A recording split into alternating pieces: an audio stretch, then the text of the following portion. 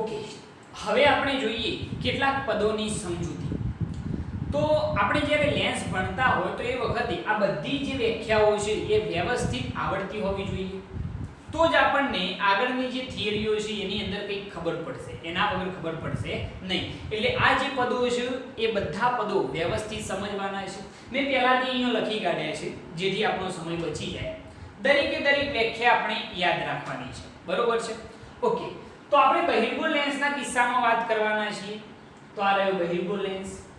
બહિર્ગોળ લેન્સના આપણે જાણીએ છીએ કે બે વક્ર સપાટીઓ હોય. તમે જુઓ છો, આ પહેલી વક્ર સપાટી અને આ બીજી વક્ર સપાટી, જે બંને બહારની તરફ ઉપસેલી હોય છે. આ પહેલી ના બીજી બે વક્ર સપાટીઓ છે. તો એના ઉપરથી કેટલીક વ્યાખ્યાઓ શું બને છે જરા જોજો. પહેલી વ્યાખ્યા મેં લખેલી છે વક્રતા કેન્દ્ર. વક્રતા કેન્દ્ર કોને કહેવાય? તો એની વ્યાખ્યા એવી લખી શકાય કે લેન્સની વક્ર સપાટી જે પારદર્શક કાચના ગોળાના ભાગ રૂપે હોય તે ગોળાના કેન્દ્રને શું કહે છે? વક્રતા કેન્દ્ર. વ્યાખ્યા બરોબર પકડજો કે લેન્સની વક્ર સપાટી જે પારદર્શક, જે કાચનો હશે ગોળો, લેન્સની વક્ર સપાટી જે પારદર્શક કાચના ગોળાનો ભાગ હોય તે ગોળાના કેન્દ્રને શું કહેવામાં આવે છે? વક્રતા કેન્દ્ર. સમજી લો કે આ લેન્સની પ્રથમ વક્ર સપાટી છે. એ જે પારદર્શક ગોળાના ભાગ રૂપે હોય, પારદર્શક ગોળાના ભાગ રૂપે હોય તે ગોળાના કેન્દ્રને શું કહેવામાં આવે છે? વક્રતા કેન્દ્ર. આ પહેલું થયું C1. આ બીજી વક્ર સપાટી એ પણ જે પારદર્શક ગોળાના ભાગ રૂપે હોય તે ગોળાના કેન્દ્રને શું કહેવામાં આવે છે? વક્રતા કેન્દ્ર. વક્રતા કેન્દ્રો કેટલો હોય? બે હોય, કારણ કે સાહેબ અહીંયા બે વક્ર સપાટીઓ છે, પહેલી અને બીજી. તો બે વક્રતા કેન્દ્રો હોય, C1 અને C2. સિમ્પલ વ્યાખ્યા.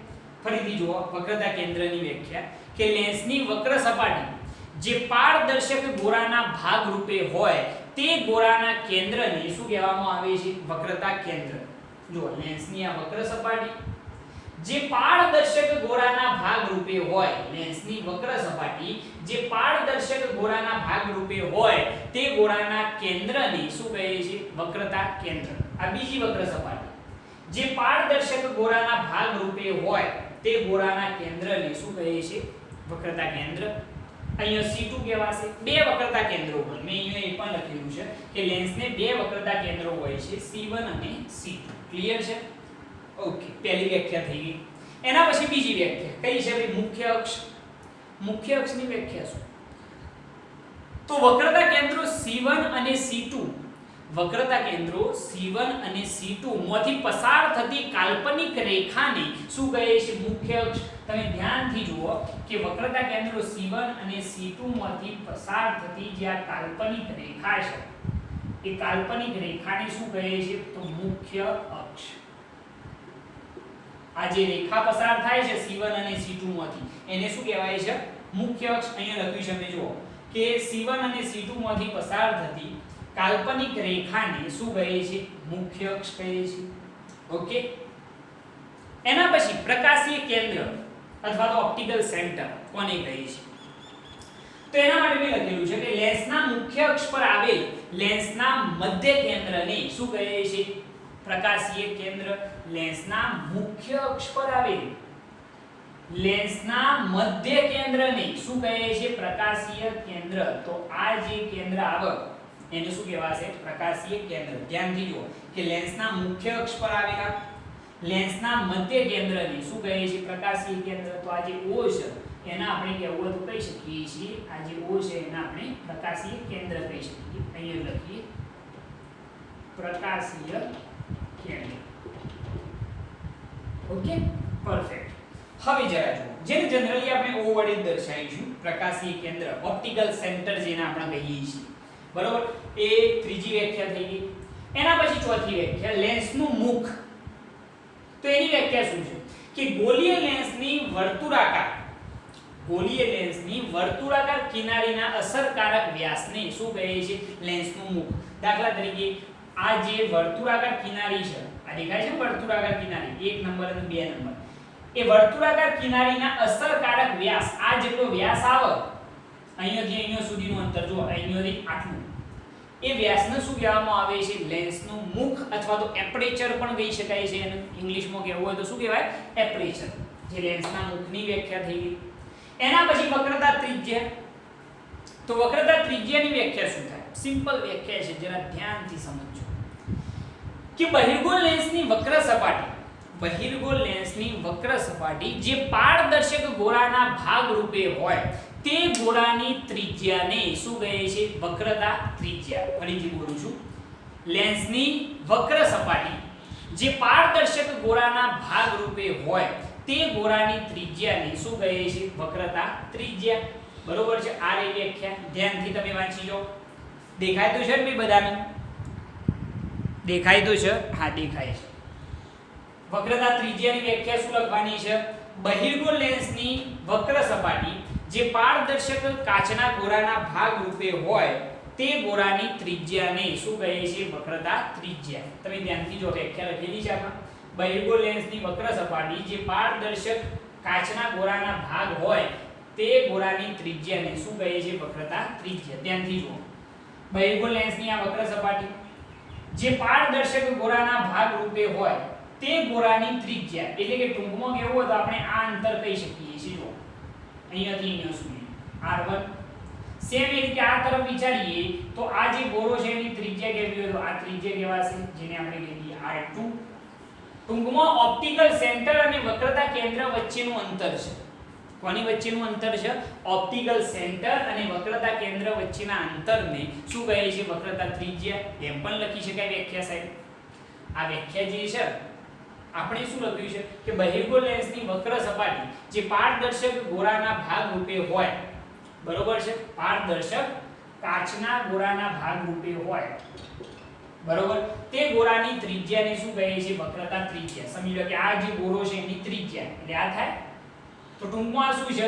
ઓપ્ટિકલ સેન્ટર અને વક્રતા કેન્દ્ર વચ્ચેનું શું છે? અંતર. તો હું એવી પણ લખી શકું વ્યાખ્યા કે ઓપ્ટિકલ સેન્ટર અને વક્રતા કેન્દ્ર વચ્ચેના અંતરને વક્રતા ત્રિજ્યા કહે છે. વક્રતા ત્રિજ્યાઓ પણ કેટલી હોય? બે હોય. r1 અને આ તરફ કેવી હોય તો શું આવશે? r2. બે વક્રતા ત્રિજ્યાઓ હશે, r1 અને r2. ક્લિયર છે? ઓકે. એના પછી મુખ્ય કેન્દ્રની વાત. તો બહિર્ગોળ લેન્સના મુખ્ય અક્ષને સમાંતર આપાત થતા કિરણો, બહિર્ગોળ લેન્સના મુખ્ય અક્ષને સમાંતર આપાત થતા કિરણો વક્રીભવન પામી જે બિંદુ પાસે કેન્દ્રિત થાય તે બિંદુને શું કહે છે? મુખ્ય કેન્દ્ર. મેં વ્યાખ્યા અહીં લખી છે. જો બહિર્ગોળ લેન્સના મુખ્ય અક્ષને સમાંતર આપાત થતા કિરણો લેન્સ દ્વારા વક્રીભવન પામીને જે બિંદુ પાસે કેન્દ્રિત થતા હોય તે બિંદુને શું કહે છે? મુખ્ય કેન્દ્ર. સપોઝ મારે અહીંયા દોરવું હોય તો દોરી શકું. એક બે દોરું. આ મુખ્ય અક્ષને સમાંતર આપાત થતા કિરણો જોયો આ છે, અને અહીંયાથી વક્રીભવન પામી અને સપોઝ અહીંયા આગળ વિઘાત હોય છે, તો આ જે આવે એને શું કહેવાય? મુખ્ય કેન્દ્ર, જેનું નામ આપીએ f1. સેમ એ રીતે આ તરફ પણ હશે f2. આ તરફથી જો આવતા હોય તો અહીંયા આગળ આ તરફથી આવતા આપણે વિચારીએ છીએ, બરોબર છે? મુખ્ય અક્ષને સમાંતર થોડા ના કિરણો. આ મુખ્ય અક્ષ છે, આ એને કહેવાય છે સમાંતર. એ અહીંયાથી વક્રીભવન પામી અને આ બિંદુ પાસે કેન્દ્રિત હોય છે. ધ્યાનથી જુઓ. તો આ જે કેન્દ્ર છે f1 એને શું કહેવાય છે? મુખ્ય કેન્દ્ર. મુખ્ય કેન્દ્રો પણ કેટલા હોય? બે હોય. f1 અને શું હોય? f2. વ્યાખ્યા યાદ રહેશે મુખ્ય કેન્દ્રની કે બહિર્ગોળ લેન્સના મુખ્ય અક્ષને, આ જે આપણી મુખ્ય અક્ષ છે એને સમાંતર આપાત થતા કિરણો વક્રીભવન પામી જે બિંદુ પાસે કેન્દ્રિત થાય તે બિંદુને શું કહે છે? મુખ્ય કેન્દ્ર. મુખ્ય કેન્દ્રો બે હોય. આ બાજુ હોય f1, આ બાજુ હોય f2. ક્લિયર છે? ઓકે. એના પછી કેન્દ્ર લંબાઈ. કેન્દ્ર લંબાઈની વ્યાખ્યા શું થાય? તો લેન્સના પ્રકાશીય કેન્દ્ર O અને મુખ્ય કેન્દ્ર F વચ્ચેના અંતરને લેન્સની કેન્દ્ર લંબાઈ કહે છે. જરા ધ્યાનથી જુઓ. લેન્સના પ્રકાશીય કેન્દ્ર O અને વક્રતા કેન્દ્ર નહીં પરંતુ મુખ્ય કેન્દ્ર f1 વચ્ચેના અંતરને શું કહે છે? કેન્દ્ર લંબાઈ. એટલે કે ટૂંકમાં આ અંતર થાય એ અહીંયાથી અહીંયા સુધી.